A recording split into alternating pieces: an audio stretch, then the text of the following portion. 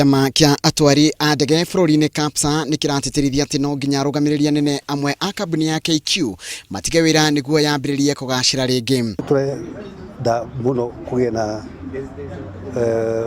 gũcenjia kwa andũ arĩa maratongoria kambuni itũ.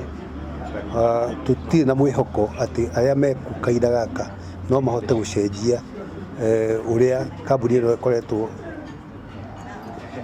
kuma hathara tucoke faida. No rĩu bodi ya kamĩtĩ ĩyo ĩroiga atĩ ndĩgũtigithia wĩra mũrũgamĩrĩri mũnene wa kambuni ĩyo Mbuvi Gunze, wĩra ikiuga atĩ nĩ arerutanĩria gũcokia riri wa kambuni ĩyo.